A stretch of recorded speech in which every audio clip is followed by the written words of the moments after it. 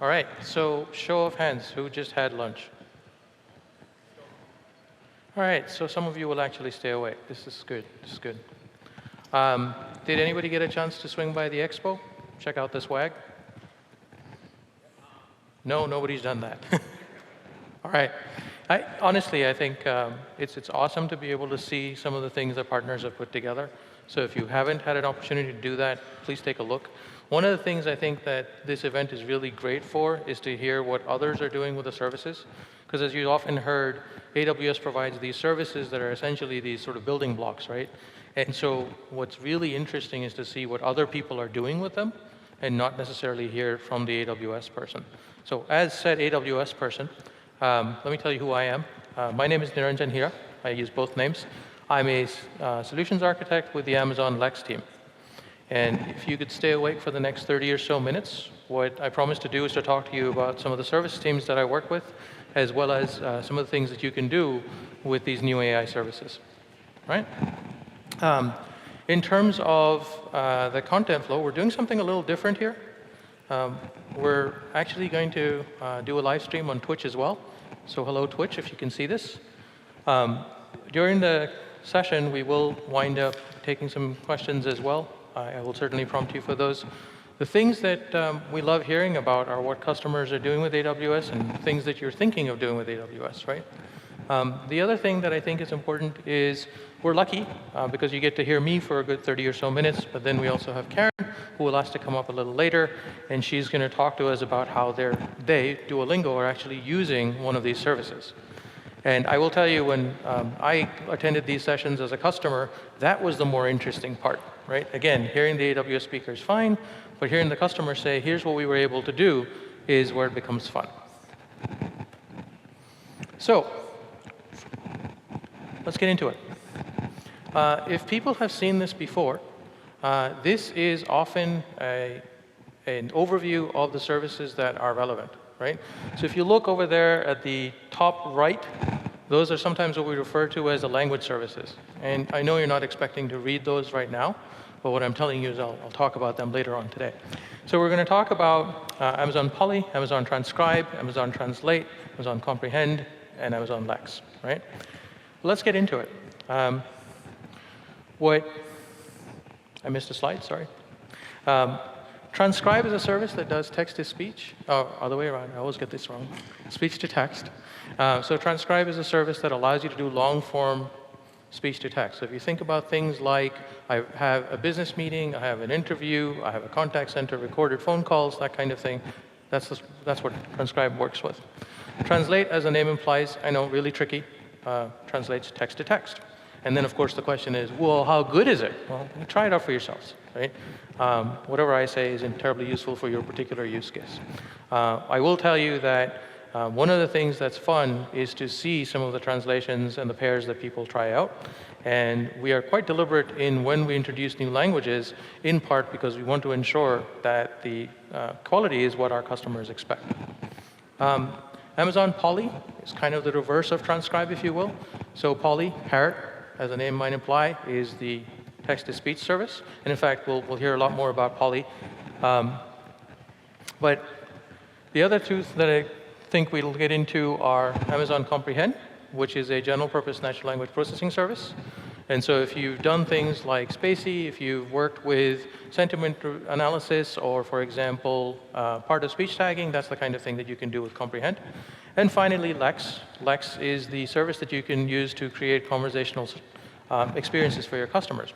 So if you think about things like chatbots, if you think about voice bots, that's the kind of thing that you can do with Lex. Now, one of the critical things that I hope you get out of this session today is none of these should be used in isolation, right? Whenever you use one of these building blocks, you often use 4 or 5 of them together, right? So we'll talk about that.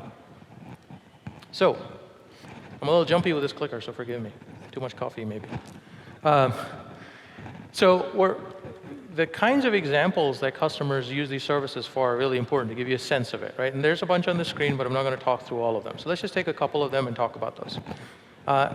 If you have a search engine today, right, And that search engine is working across a collection of documents. And some of those documents are internal policies, some of those documents represent procedures, some of those documents represent recipes, some of those documents represent different kinds of content, right? If you're doing a search across those documents and you're purely looking at the text, you can search for synonyms, you can use tools like Elasticsearch to get there. It's really cool to be able to do that. But what you can do with services like Comprehend is to annotate. So example, if you were looking at a database of press releases that were from organizations, from companies, one of the things that would be cool to be able to do is to ask the question, which organizations were named in this press release? And then, instead of doing a search on Amazon, where you might also get the river, right, you'd be able to say, we're talking about Amazon, the organization, right? The other use case I'd like to call out is captioning. Captioning is something that's really near and dear to me because it really changes the bar for a number of people who don't otherwise have access to content, right? In the absence of captioning or subtitling, the way that you consume some of this content is a really static set of people just sort of mouthing things to each other. And that's not very entertaining. But with subtitles and with captions, even if they're subpar, right? Even if they're not exactly right, what this gives you is the gist of the conversation, the gist of the story. So one of the things you can do with transcribe and translate together is you can take some recorded content, you can produce the text associated with that content, refine that text, augment that text, and then translate it into other languages. And lo and behold, you've got content available in multiple languages, consumable with those who hear as well as those who can't. So let's start with Lex. So as I said, Lex is a service to help you build conversational experiences for your applications, right? For those of you who've used things like Alexa, voice is something that people are fundamentally familiar with today. Let's think about why that is, right? When I wake up in the morning and I'm not really thinking very clearly, when I have to check my phone, I have to squint my eyes and I'm not quite thinking, right? On the other hand, I can ask Alexa for the weather, I can ask Alexa for a flash briefing, and she seems to get what I'm talking about, even if I'm not particularly coherent at that time. And that is something that's essential. Voice is something that is primitive. It is something that we're very comfortable using, right? My father, who really struggles with anything technology related, right? If I say, talk to this thing, it's an automated attendant, he literally will make any excuse in the world to have me make that call for him, right? But on the other hand, if I say to him, it's something that should understand you, try it out. He'll be very hesitant. He will try it. Then he'll complain it's not built right, but that's a whole other story. The point with voice is that it is natural. The point with voice is that it is not as clunky. There are challenges with voice that I can't shout my bank account number in a room like this. Well, I could in theory, but I wouldn't. And that's the point with using these media for what they're intended to do. So whether it's a text-based channel when you're in a situation where you require discretion or where you require speed or you don't have the right connectivity, or whether it's voice where you can support that kind of natural interaction and with an audience that is more receptive to it. You can build those kinds of chatbots with Lex. One of the other things that is important is it's one thing to say we've got something that's working that's a chatbot. It's another thing to actually have a chatbot that's operational, right? What are the KPIs for keeping a chatbot operational?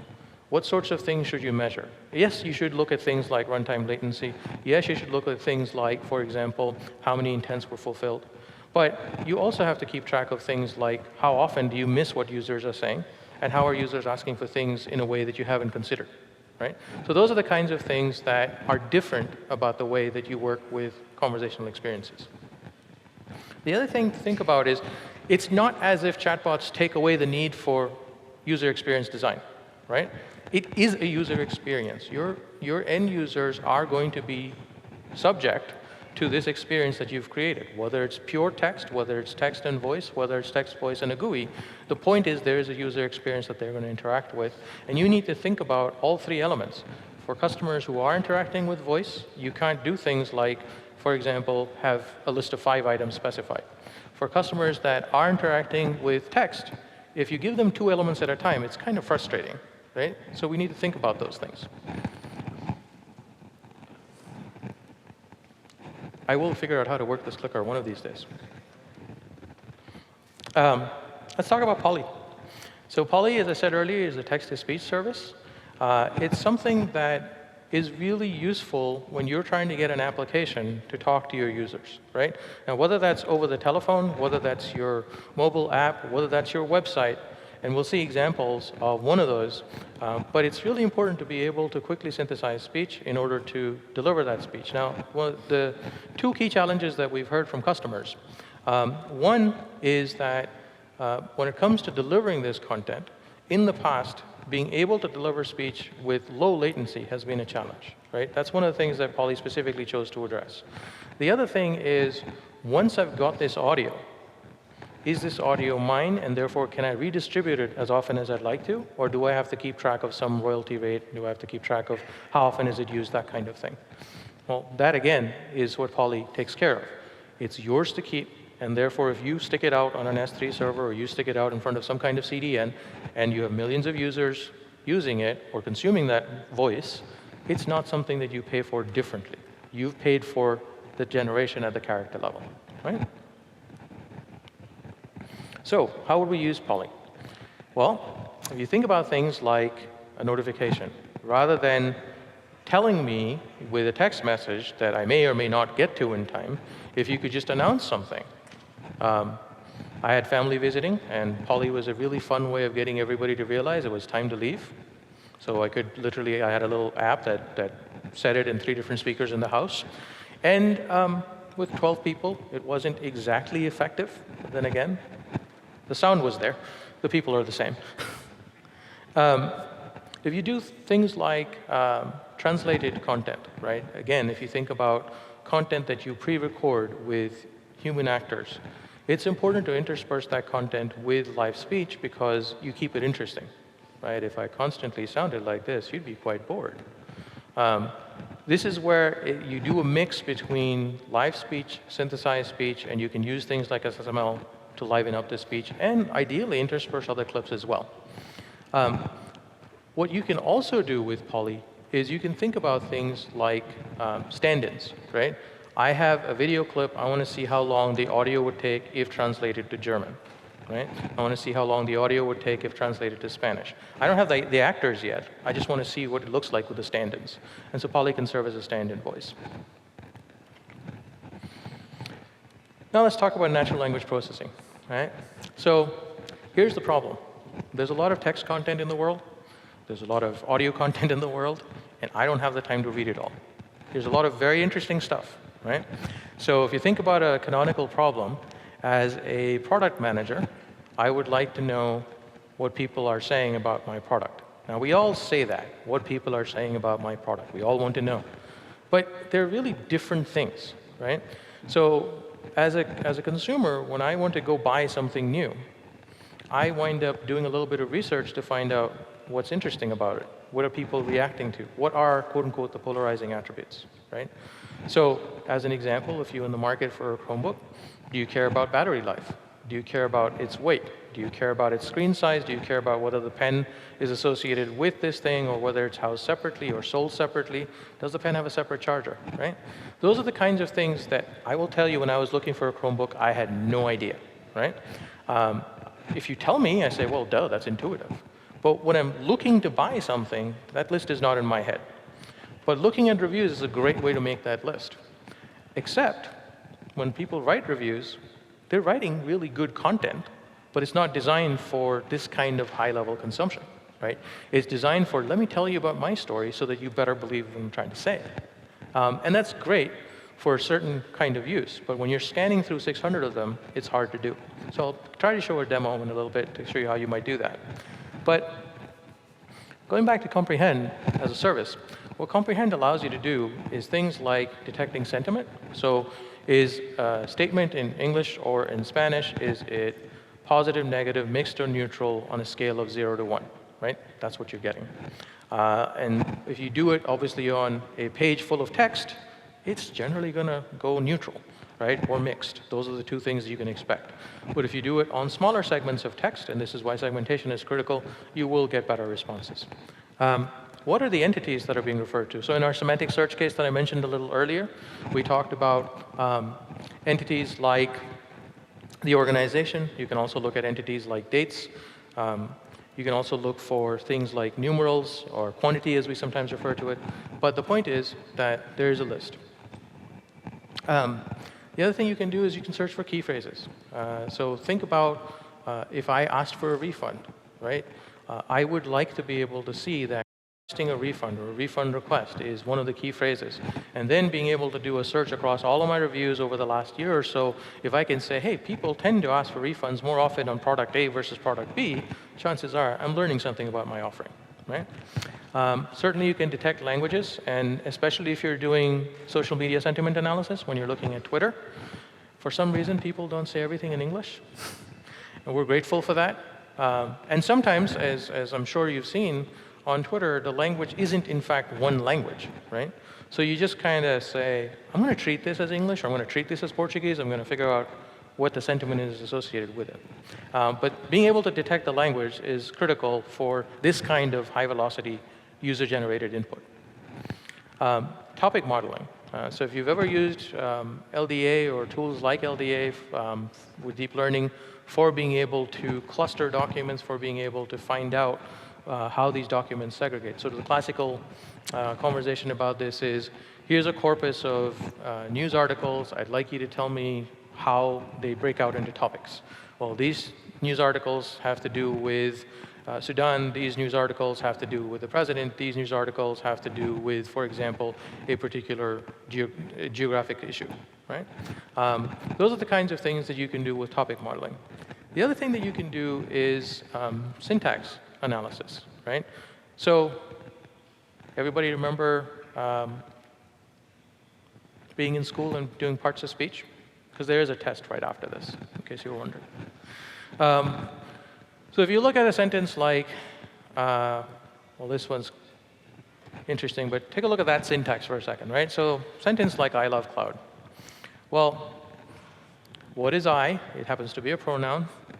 What is love? Happens to be a verb. Like I said, there will be a test, because there's more of these. And then, what is cloud? It happens to be a noun. Now imagine if you were looking at 1 million reviews, right? So I was doing this last night, and one of the things I was interested in is, what if I just looked at reviews where there was an expression of sentiment, and then looked at a noun? So if you think about it, we had terrible service. The food was awesome, right? The seats were terrible, whatever. The noun there is what tells me a little bit about the product that I'm talking about. Now, of course, this is me just musing over dinner, so obviously not the best choice, but I figured I'd show you what we built.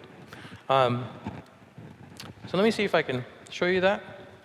And then the other thing is, that's what's supported.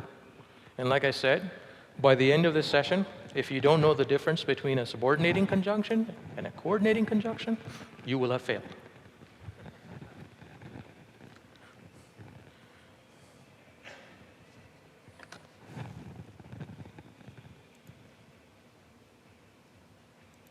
So imagine that. Can people see this? All right, let me see if I can get it a little bigger.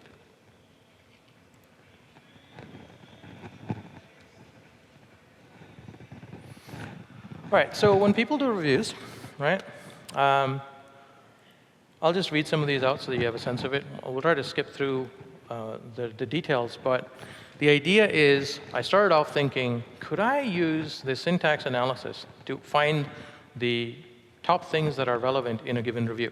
So when somebody's telling me about, we got there on a Tuesday, it was a very happy day for the family, because we happened to see the sunrise, some of that's relevant to the product, some of that's not relevant to the product. These all happen to be real hotel reviews. One of the things it taught me is a sincere appreciation for what the hospitality industry has to go through. The other thing it taught me is that my first idea is never good, right? So what we've done here is just pick a piece of text. This one is, so the parking staff wasn't friendly, the room was really, really damp, walls, carpeting, sheets, very damp, and it was very odd to have so much moisture in a room. Here's the kicker, easy check-in. So If we were to analyze that text, you get parking staff wasn't friendly, walls, carpeting, sheets were very damp, it was very odd to have moisture, room was really, really damp, and there was a positive sentiment around easy check-in, right? Now, you're lucky if your reviews look like this. Many reviews look like that. And I'm not going to read the whole thing, but trust me, there are important things in there. One of them is actually the reviewer saying, I'm not going to use this company again, right? So this might tell you that this was a hotel in this area. I can't tell you which one, obviously. Things were gross, and I've never, ever considered this. Trash cans were minuscule. How is this a negative? Somebody will have to explain, but it was negative. Apparently, we called the front desk. The shower head tried to attack the user. Happens. But, and I don't know how this happened, somehow there's a positive sentiment on the top Kleenex box that was used. I don't know. We'll figure it out. Here's another one. The hotel itself is nice. Location sucks. Now, you'll notice that this is broken English.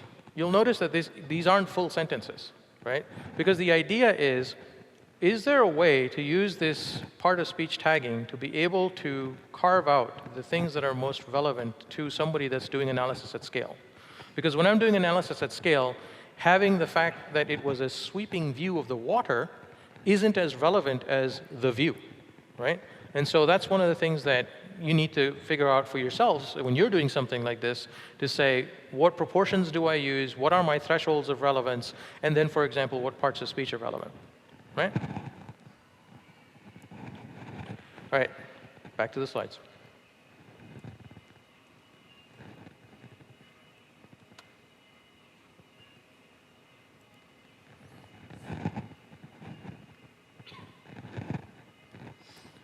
So what do people do with this? Well, we do things like content personalization. We talked about semantic search. We do things like social analytics. I mentioned that earlier. What are people saying about my new launch product, right? So let's see what this architecture looks like, right? I have documents that are streaming in, whether it's using S3 and Firehose, whether it's Kinesis. I have documents, right? We all have documents. We know how to do that. I run them through Comprehend. Now remember, I can run them through Comprehend real time. I can run them through Comprehend in batch mode. I can also run them through Comprehend in this asynchronous job mode, where what winds up happening is you can say, go through these million documents and come back and tell me what you found. At the end of that cycle, what you'd like to be able to do is to take that content and use it several different ways.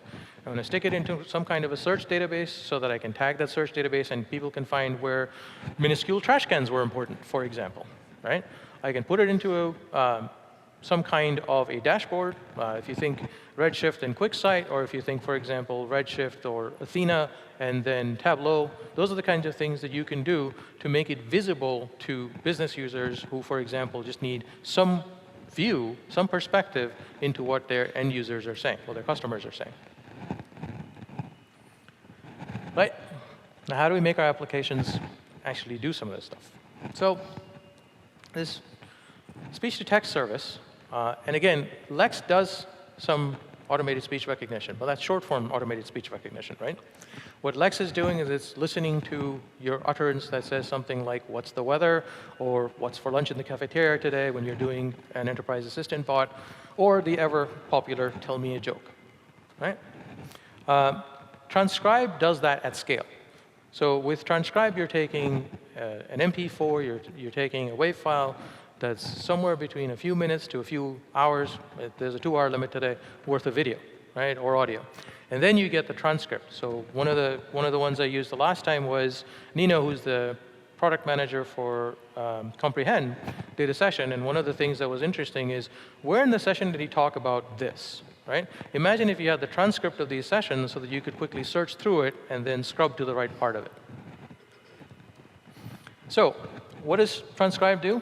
Well, it has the ability of using custom vocabulary.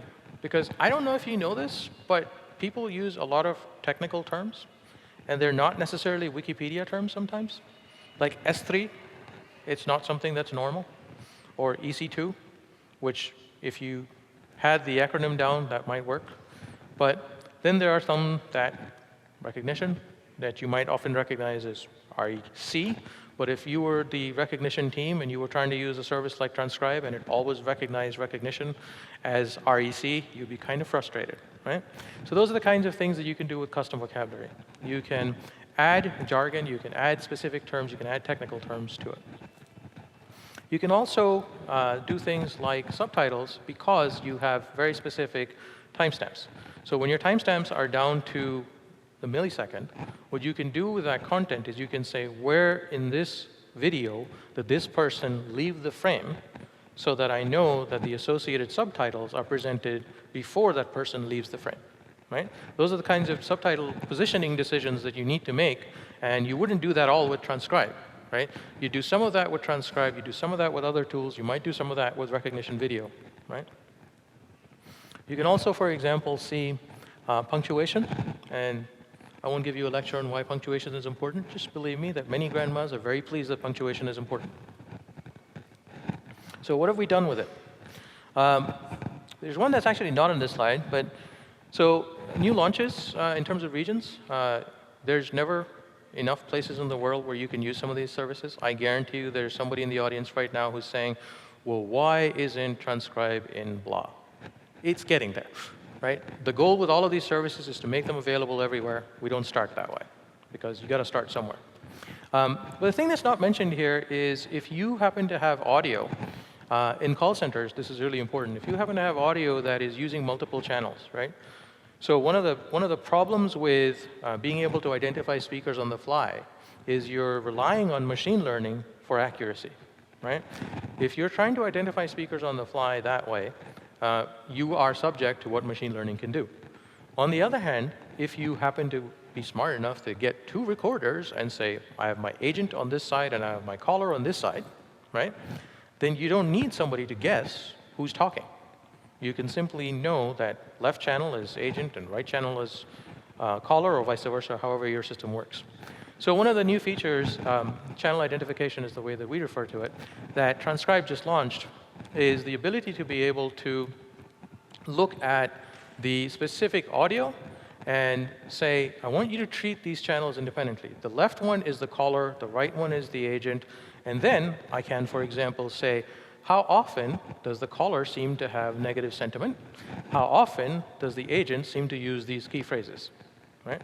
And those are the kinds of things that you can do with some of these services put together. So let's take a look at what that pipeline might look like, right?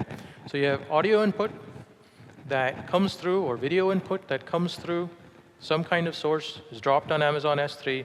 You launch an S3 event that, you know I had to say Lambda at least once through this conversation. So you use AWS Lambda to be able to trigger that event to submit this transcribe job. The transcribe job, when it's complete, will kick off an Amazon CloudWatch event. The Amazon CloudWatch event can be reacted, or you can have a Lambda react to that CloudWatch event, and then you can do further analysis, right? So you can do things like, when I said, what are the key phrases that this particular agent uses? You can also say, how often do my agents ask for PII? How often do my agents ask for card information when they shouldn't, right? You can ask for things like, how often when customers call do they ask very specifically about this particular kind of problem? Like, do they call forwarder status every day? Or 80% of my calls are related to blah, right? You can use comprehend. You can, again, go through the same pipeline of either it gets into Elasticsearch or it winds up making its way through Athena or Redshift into a dashboard like QuickSight or Tableau or MicroStrategy, one of the other tools. Right. Now, like I said, not all the text in the world, not all the speech in the world is English.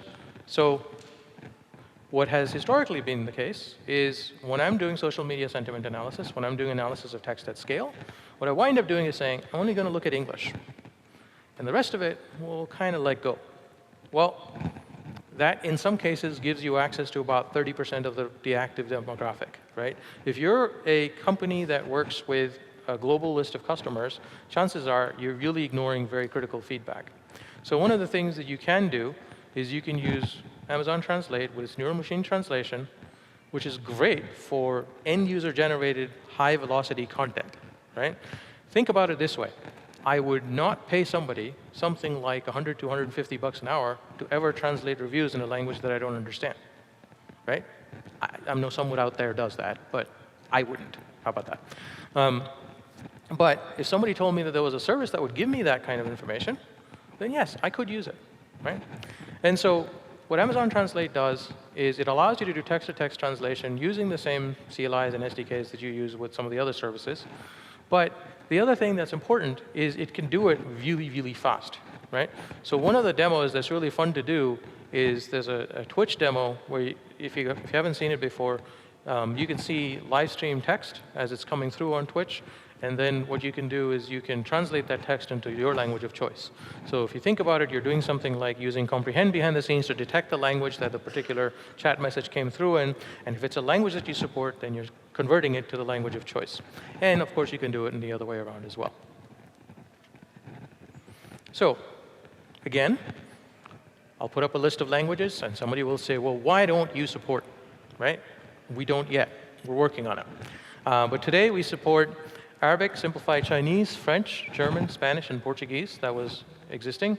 And then earlier in July, we tacked on Japanese, traditional Chinese, Italian, Russian, Turkish, and Czech. And I know that there's a question somewhere about, well, hold on a second. How do you decide? Well, I'll tell you how we decide. You tell us, right?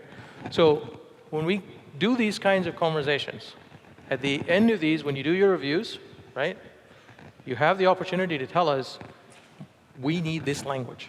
And believe it or not, the product managers that work with these teams, they actually look for those kinds of feedback because they're looking for constant signals to say, what should we invest our time and effort in, right?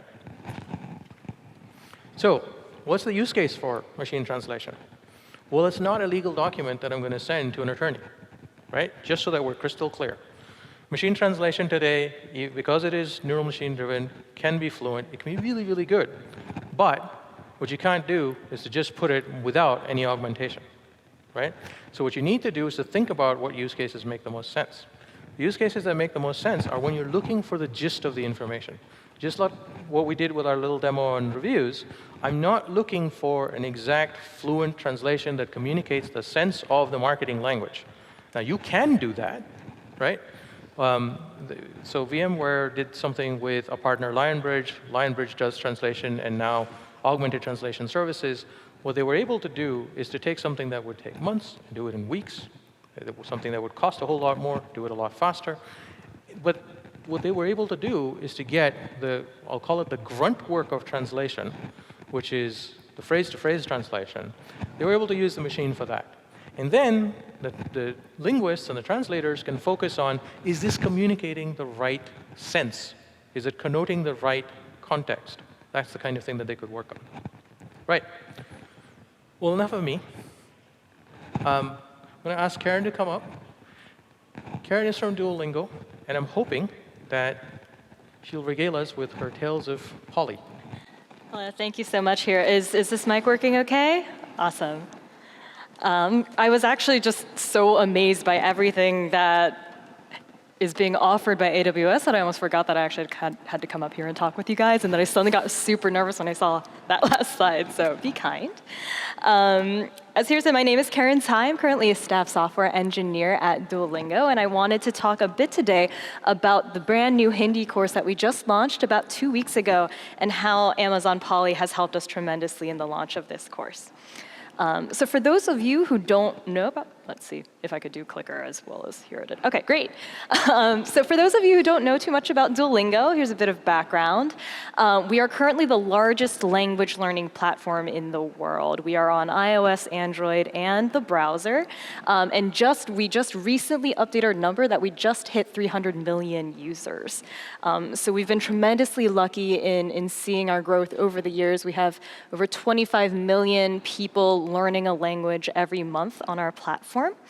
And we currently offer 33 languages across 81 courses. Now, if you're wondering what the difference is between a course and a language, a course takes into account what your native language is. So for example, we have a Spanish course for native English speakers, we have a Spanish course for native Portuguese speakers, etc. And we're also excited to say that 15 more are in development, and we just recently added Hawaiian in the list of courses that is in development.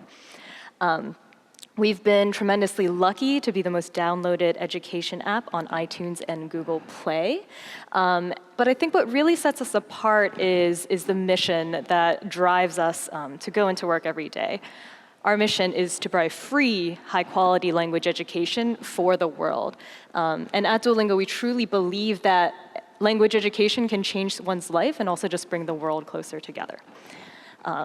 So a bit about who I am, in case you're wondering who is this random girl standing in front of you talking. I joined Duolingo about 3 months after launch, so since 2012, Duolingo is only about 6 years old. And then I've been lucky enough to sort of see the tremendous growth that it's had over the years and the impact that it's been able to have. Currently, I lead a team called the Core Learning Team at Duolingo. It's one of the largest teams there, and our job is to make sure that Duolingo is not just fun and engaging and a way to feel productive, but also legitimately teaches you a language in a fun and engaging way. But maybe what my most relevant experience here is one of my first projects at Duolingo was building a platform called the Language Incubator. I don't know how many people have heard of it, but it's actually a platform for creating new language courses. Duolingo right now has just a bit above 130 employees or so, and we offer so many courses that we can't possibly have staff to maintain and build every new course that we want to offer, and there's a lot of demand for courses that we don't have internal staff for.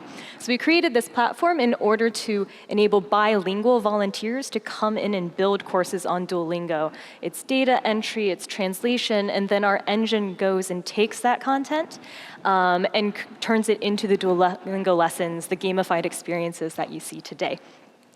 So the Language Incubator is a way that utilizes the crowd to scale our content creation and made possible offerings of languages that we never would have been able to offer. One of our proudest moments was when we launched the Irish course. We were like, oh, Irish is a cool language, let's launch this. And then about a year later, we got an invitation from the president of Ireland saying this really helped save this dying language. So when you work on projects like this, like the second year that you're an engineer, right, it's incredible to see how what you build can just have such an impact on the world. So a quick confession, I had asked Karen to talk about the Language Incubator very specifically because one of the challenges we often talk about as developers, we talk about CI/CD for the technology side of it.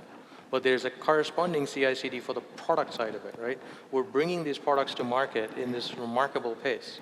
We're saying, I want to have a beta that's live, I want to have this restricted set of users, I want to be able to get a nightly version that people are interacting with, and I want to be able to collect feedback and bring some of this back, right? So I think over a period of time, it'll be really good to hear about some of these kinds of best practices. And the Language Incubator is a phenomenal way of saying, I know that I need to bring these new languages to market. Well, how do I scale that effort? So it's really cool to see, and I'm hoping that there's more content out there that people can go check out. Yeah, absolutely. And here is right on the spot. It's sort of, from our perspective, we kept getting one of the biggest requests we've gotten, and here touched on this on all the languages that are offered through the various web services, is everyone always wants something more. You know, why isn't there this language? Why isn't there that language? And finally, we said we can't keep up with that demand without coming up with a solution for it. So definitely utilizing the passion of these volunteers and building something where we can all come together and create that content was one of, I think, the best things that we've done. Awesome. All right, so obviously, right, how is all of this relevant? Well, you can't really learn a language without hearing it. It is a large part of providing a good language learning experience. And obviously, the first thing that comes to mind when you think about, well, how do we provide audio in our courses is, well, let's just use human recordings. Let's go into a studio, hire professional voice talent, have them record in the studio and bring it back to us. And for a while, that was appealing to us. But I wanted to talk a bit about why we actually settled on a text-to-speech or TTS approach as opposed to that. So on any given day through the language incubator, volunteers add hundreds to thousands of sentences every single day. And you could imagine if we needed to get every single one of those recorded and shipped back and uploaded, we would not be able to support something like the language incubator at scale, or we would have to tell our volunteers, no, please slow down, don't add all of those. And we don't want to slow down the pace of providing this content to our learners. So text-to-speech provides a very high throughput solution that would not be possible with human recordings without a lot of work on sort of process and infrastructure around that. There's also very simple automation for this. So on the Duolingo incubator, right, you add a sentence and immediately the server knows, hey, let's just ping, get this audio generated, it's there. You don't even have to worry about it at all after that sentence is added. It's simple to automate. There is consistency and a sort of ease of quality assurance when it comes to TTS. We don't have to worry about stripping out silence, static, audio normalization, volume normalization, different voices, things like that. And it's very easy to correct, even if the TTS doesn't generate what we want it to, it's very easy to sort of replace it and put in corrections. We also avoid things like associating the incorrect sentence with the incorrect recording because of an off by one error, which may or may not happen to us in one of our courses. So it really provides a sort of peace of mind to know that all of this is automated and consistent. But really, all of this is about scalability, right? It's about having a system that you don't have to worry about so you can focus on the important things in making the best product that you can. And because we provide Duolingo for free, it's really important for us to have a sort of low-cost, highly effective way to provide audio in our courses. So we obviously wouldn't be here if our main go-to TTS provider wasn't Amazon Polly. So I just want to talk a little bit about why this has been amazing for us. So users have been saying, and we agree, that Amazon Polly voices are pleasant to listen to. They rarely mispronounce. They sound real. They sound natural. And of course, we felt this way when we first listened to the demos that we heard and changed over to it, but trying to be responsible individuals, Duolingo has this large culture of A/B testing. We A/B test every single change that goes into our products. If you don't know what an A/B test is, it's basically you run two arms of an experiment, a control, an experiment condition. You put maybe half of your users in one condition, half in the other condition, and see which one does better in terms of the user metrics that you care about. So we didn't just want to rely on our intuition. We actually did A/B tests against other TTS providers and Amazon Polly, and we did this in 6 of our language courses, and in every single one of those tests, the Amazon Polly voice won. So we had sort of more concrete proof that this was going to be a better experience for our users. And what's also convenient is we heavily use AWS for a lot of our infrastructure, so it's very natural for us to use Amazon Polly and another service provided by Amazon to fit within our infrastructure. So I want to talk a little bit about our TTS architecture, basically how we go from writing a sentence, a volunteer writing a sentence in the incubator, all the way to serving it to the learners that are trying to learn a language. An HTTPS request will come into one of our web servers and say, hey, there's a new sentence here. You can see sort of various Amazon services are all over the place here. We use DynamoDB to keep track of what we call TTS metadata. That stores sort of what the transcription of that TTS is and its status, largely.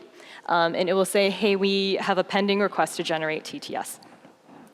Usually if that TTS isn't already available, our web server will queue up in Amazon SQS a request to generate that audio, which will then go to a worker that will ping either Amazon Polly or another TTS provider, but we're hoping eventually we'll just be using Amazon Polly, to generate that TTS and have it returned. Then that worker will take that, upload it up to S3, which will get distributed via CloudFront, and then finally get to our user. all automated, all very simple. And as Hira mentioned earlier, the amazing part about this is once we generate it once, we don't have to worry about it anymore. We can freely distribute it on our content distribution network. And this interaction here just takes seconds. It's so fast. It makes content almost immediately available to our users the moment it is created, which is a huge plus. Just to give you an idea of how easy it is to generate audio using Amazon Poly, we have, let's see, I don't know if you want to count the imports or not, but it's essentially 4 lines of Python code here in order to synthesize TTS for one of our languages. So you simply just initialize that client, request it to synthesize a piece of text with a specific voice, and then you can upload it either to your local, you can upload it to disk, you can upload it to Amazon S3 or wherever you want to have that file. And that's all it takes. So it's incredibly easy to use, which is also why our developers have been so happy using it. So I want to talk a bit about our new Hindi course launch using the Aditi voice. Sorry if I've butchered that pronunciation here.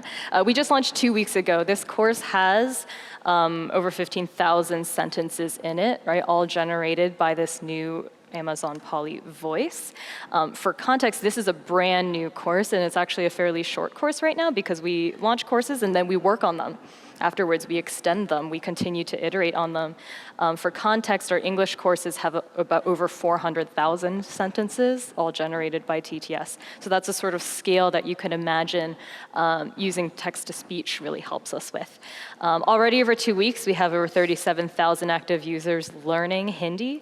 You can see from this graph over here that the majority are from the United States, followed by sort of India, UK, Canada, Australia, and Germany. And we are still constantly improving. So we're still adding sentences, taking user feedback, and improving this course. But already we've seen sort of tremendous success. And we would not have been able to launch this course as early as we did without the help of Amazon Poly. So let me actually show you what this course looks like a bit. This is the scariest part of anything, right? Is the demo. Live demo. Yeah, Live demo. So I actually asked my team desperately today, I'm like, don't deploy anything today until after my demo. Please don't take down this No site. one here has ever done that. When you work at a startup, you have some leverage. So here is our Duolingo course. If you've never used Duolingo before, the way it works is we try to give you bite-sized skills and lessons. This is a user who's gotten a bit farther down what we call your language tree. And there are sort of skills here that you can level up to a certain proficiency if you'd like to. You can go down the tree or deeper into the tree. And we just try to provide very bite-sized short lessons for you to be able to learn a language. So I'm going to click on the activity skill here and just give it a start. Great. So now you just hear that Aditi voice already pronouncing the Hindi, and you can repeat it. Also, disclaimer, I know no Hindi, but Duolingo helps out with that. You can hover over these words.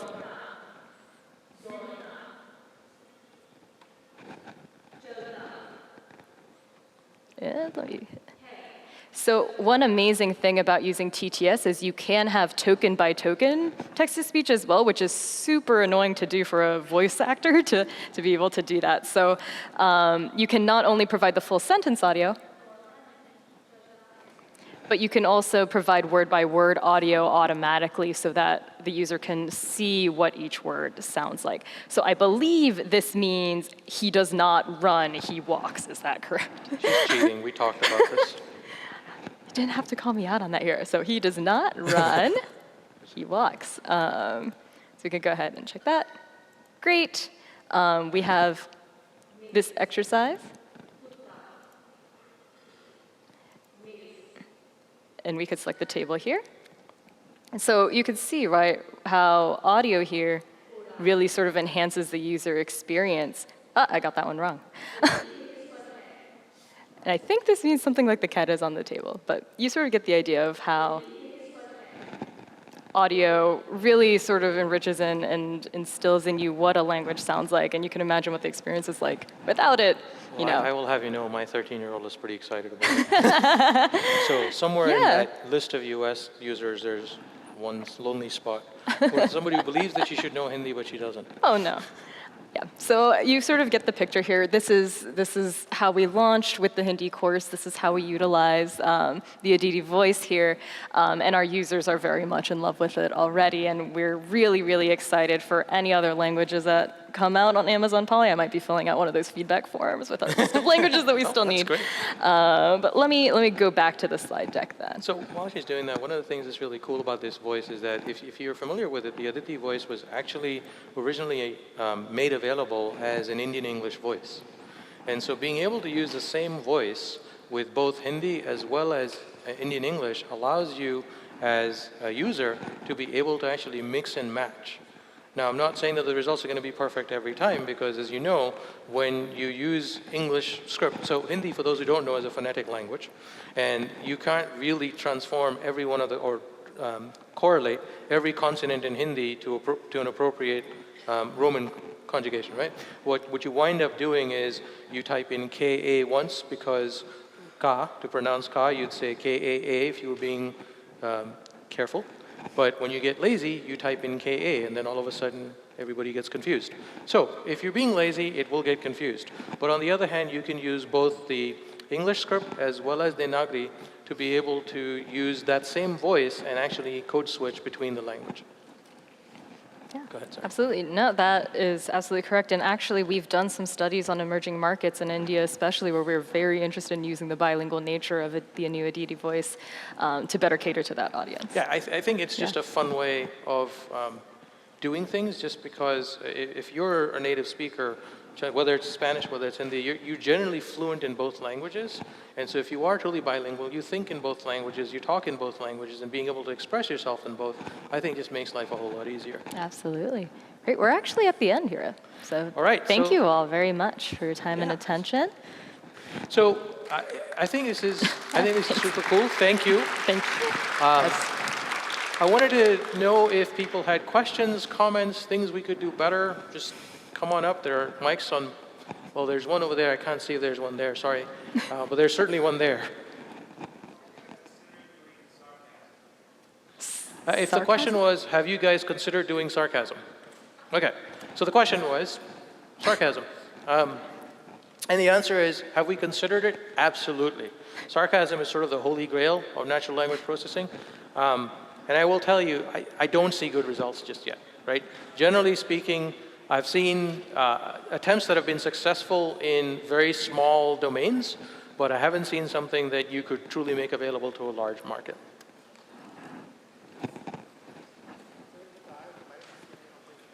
I'm sorry, I'm going to have to ask you to speak up or use the mic.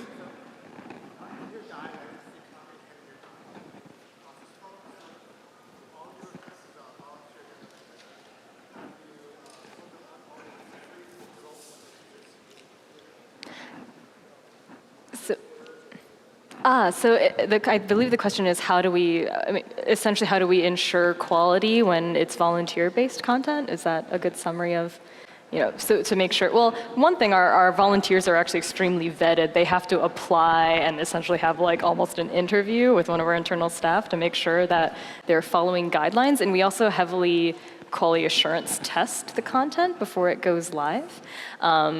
We have a system in place where automatically, if a sentence is reported too often, if it is not correct in some way, users can report it, and we automatically throw out sentences that get too high of a threshold of reports.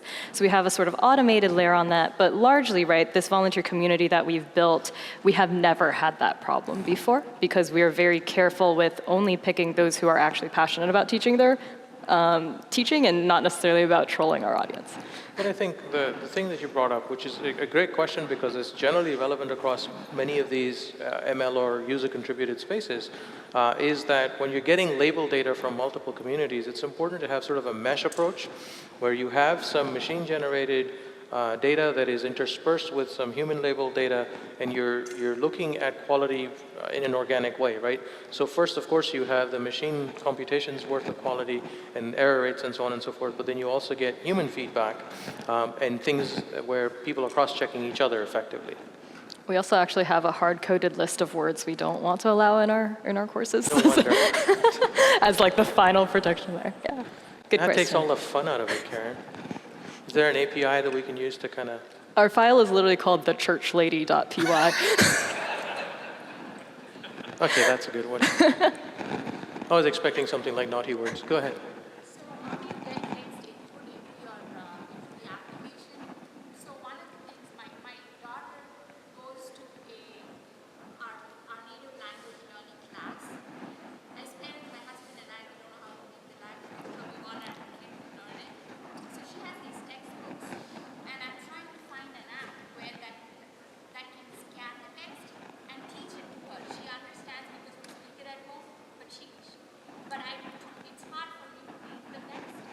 So how do you input text into this? Do you type it out, or can you scan a book and then translate it? How does that work? Would you like to try that? So I think, I wonder if this is largely just sort of text-to-speech in general, right? I mean, on our application, people actually do type out the text and then we transform it into audio, so that's extremely convenient when you're used to listening to a language and not reading it. For me, I grew up in the States, but my parents speak Chinese, so I can listen to Chinese, but I can't read it at all, so I completely empathize. And I think, so the question critically is about input in non-Latin languages, right?